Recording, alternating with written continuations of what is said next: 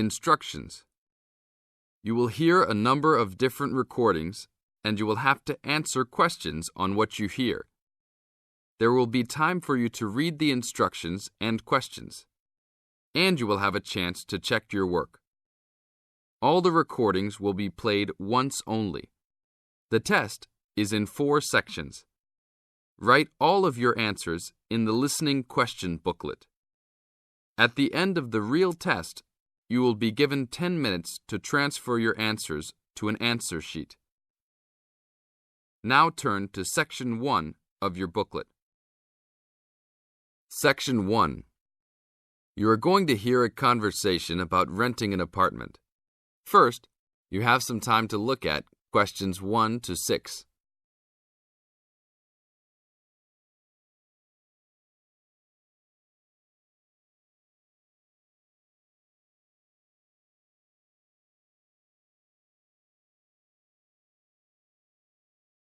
Before we start the test, look at the example of your question booklet and listen to the tape. How can I help you, sir? Hi, I'm interested in renting an apartment in your building. Can you show me around inside? Sure, my pleasure. In the tape, the man says he is interested in renting an apartment in your building. Therefore, the word apartment has been written down. Now, we will play the recording. Now listen to the tape and answer questions 1 to 6. How can I help you, sir? Hi, I'm interested in renting an apartment in your building. Can you show me around inside?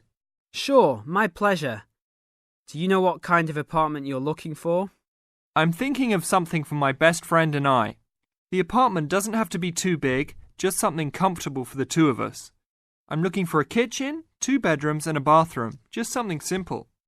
Okay, well, let me show you what we have to offer. We divide our apartments into 3 categories. There are standard apartments, upgraded standard apartments, and luxury apartments. Please follow me. This apartment just went up for rent yesterday. The old tenants moved into a larger one. This apartment is what I call the standard apartment.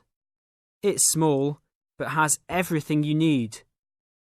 The kitchen comes with a refrigerator, an oven, and a stove. There is 1 bathroom with a shower, but no bathtub.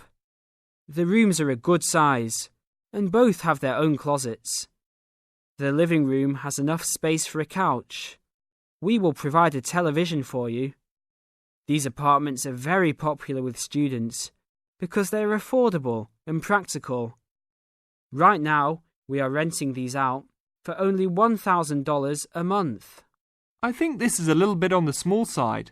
There's no space for a dining table or even for an extra desk. We will both need room to study. If there are guests over, we hope to be able to have a dining table big enough for at least 4 people. Do you have anything slightly larger? Maybe just an apartment with a bigger living room? Well, let's take a look. Right now, we also have an opening for a luxury apartment. This apartment is larger.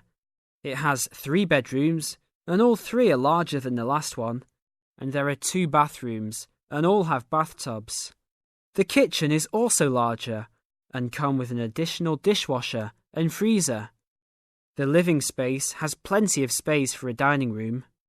How much is the rent on these apartments? These are more expensive, usually in the $2,500 range. Don't forget that there is an additional bedroom, so you could find another roommate to lower the cost. I think that's a little bit on the expensive side. We don't really have the time to find another roommate, so it's probably better to stick with the 2-bedroom places. Is there anything between these 2? Come with me. I can show you this apartment right now. But there are people living in it. There are no more of these kinds of apartments available at this moment. But if you decide that you like it, I can put you on the waiting list. And as soon as we have openings, you will be contacted. Sure, let's take a look. This is the upgraded standard apartment. As you can see, it's larger than the other 2-bedroom apartment. There are 2 bedrooms and 2 bathrooms, one in each room. The living room comes with a television, but no furniture. The kitchen is around the same size as the other smaller apartment. The basic difference is the additional bathroom and larger living room. These rent for around $1,400. Now look at questions 7 to 10.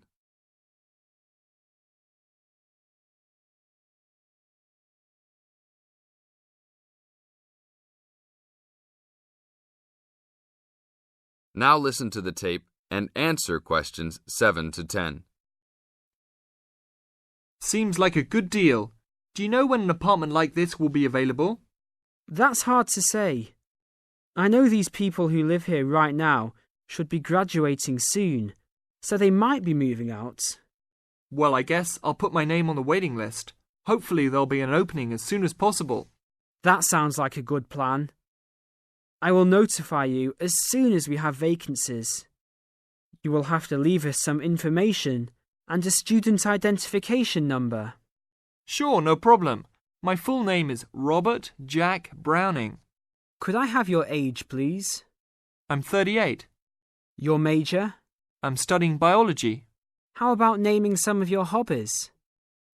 Fishing, golf, watching movies, and spending time with my family.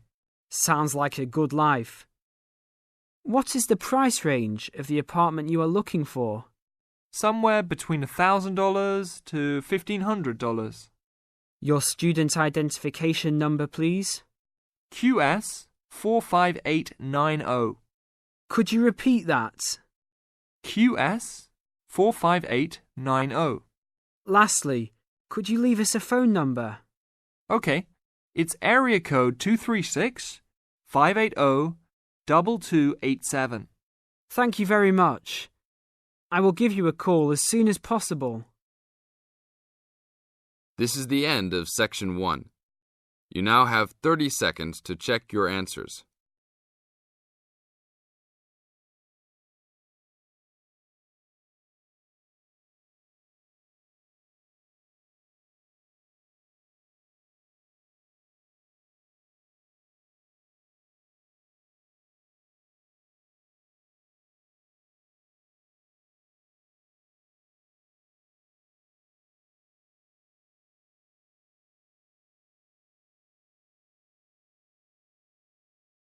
Now turn to Section 2.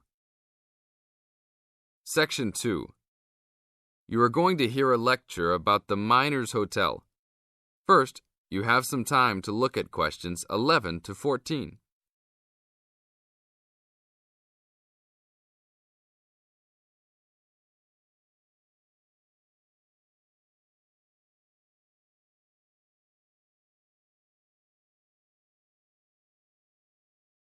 Now listen to the tape and answer questions 11 to 14. Good evening and welcome to the Miner Hotel. We are pleased to have you as our guest.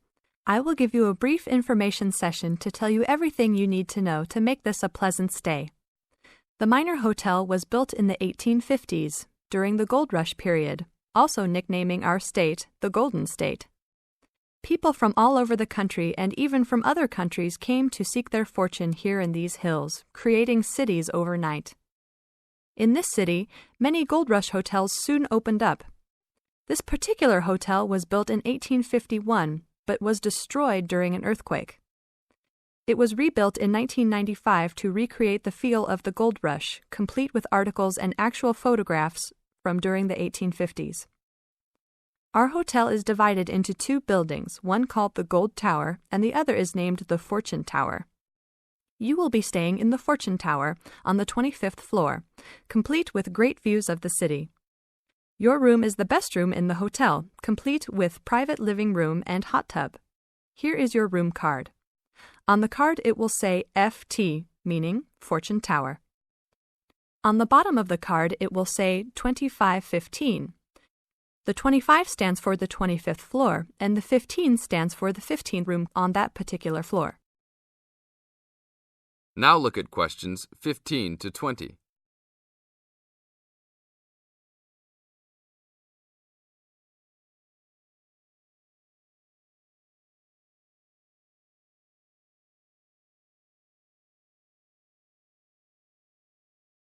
Now listen to the tape and answer questions 15 to 20.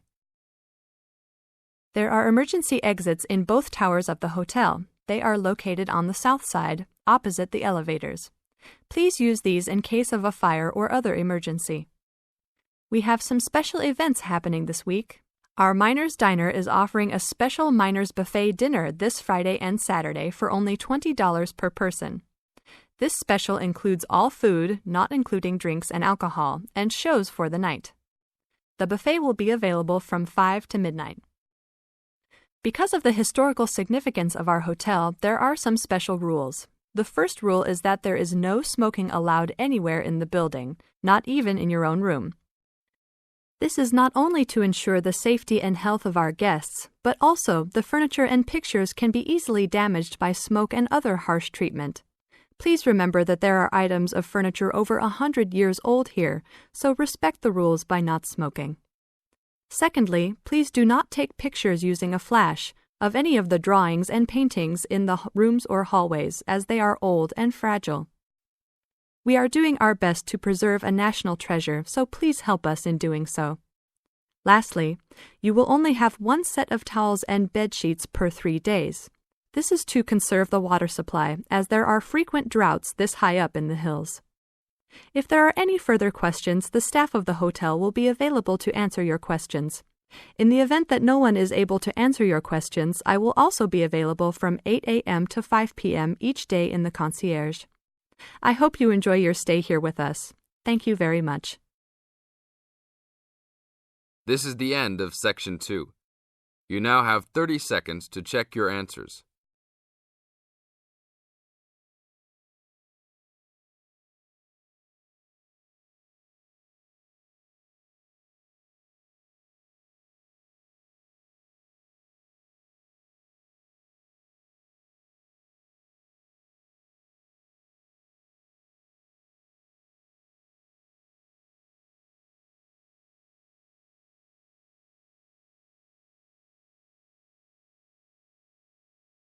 Now turn to Section 3.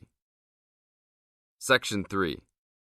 You are going to hear a conversation between an interviewer and a professor. First, you have some time to look at questions 21 to 26.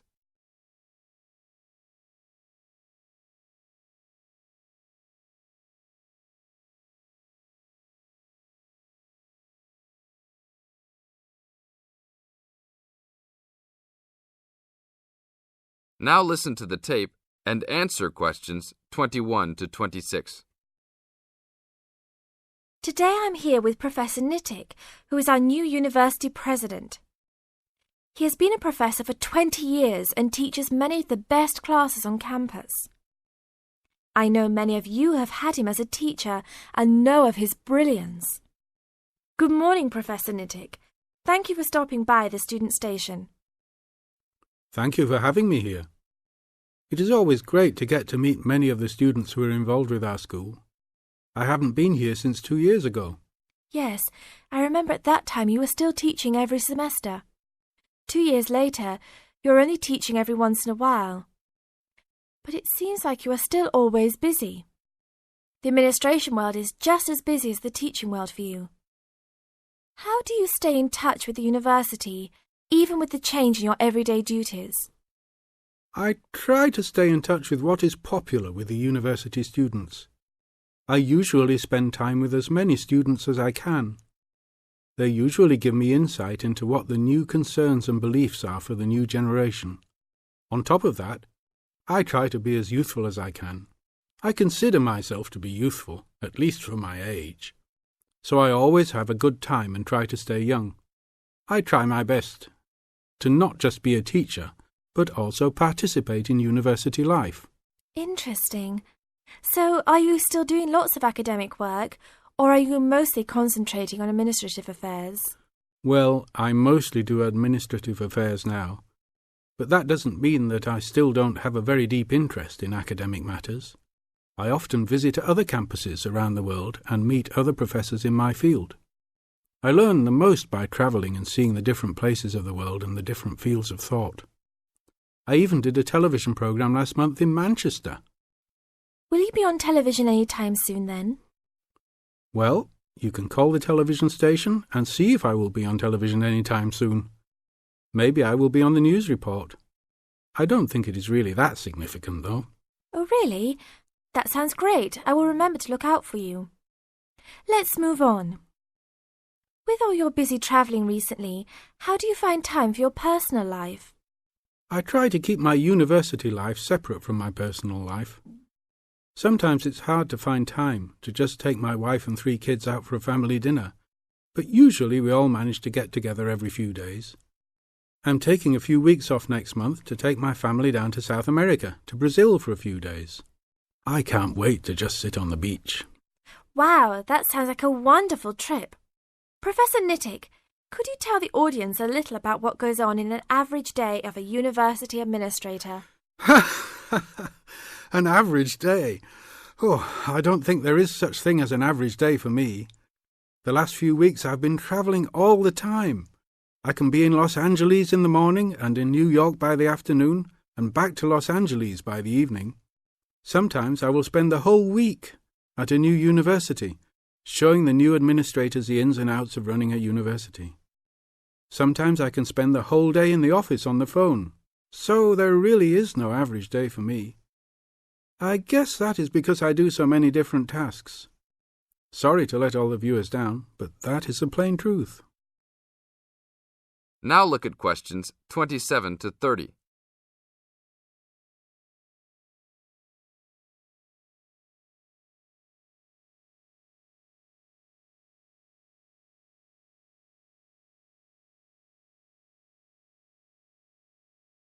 Now listen to the tape and answer questions 27 to 30.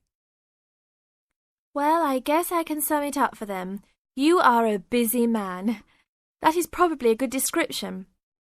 So, are there any immediate plans for the coming few weeks? Well, I'm in Los Angeles for the next 2 days, and then I fly to Colorado to meet a new prospective professor for our university. I will be in Colorado for about a week. Then I go to Japan for the next 10 days to meet with our university branch in Japan about record sales there. After that, I return to Los Angeles for a week, just in time for the graduation of the class of 2001. There you have it, my next month's schedule. Thank you very much, Professor Nittick. I always enjoy having you on our show. We hope to have you back on our show next time. This is the end of Section 3. You now have 30 seconds to check your answers.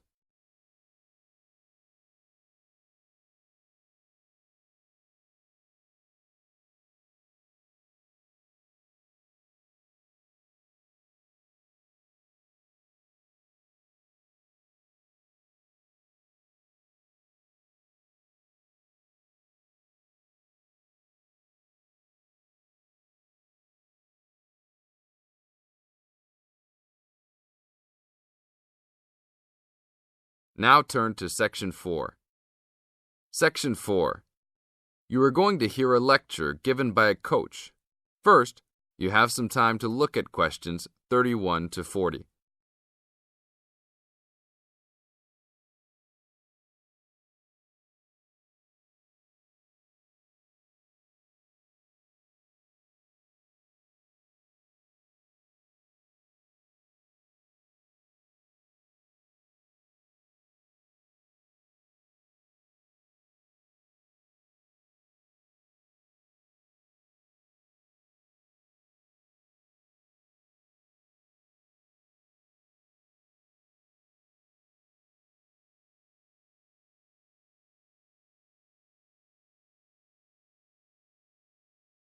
Now listen to the tape and answer questions 31 to 40.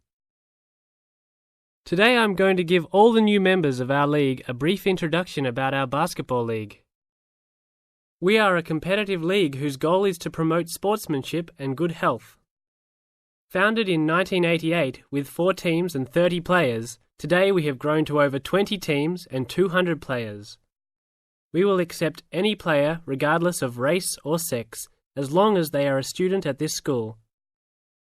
There is no maximum age. As long as you are still fit, you can play. But we do require all players meet the minimum age standard, which is 20 for woman and 18 for man. We expect the best behaviour out of all the players, whether male or female. Hopefully, you will all enjoy the upcoming season and make new friends with your teammates and coaches. Our final date of registration is October 11th.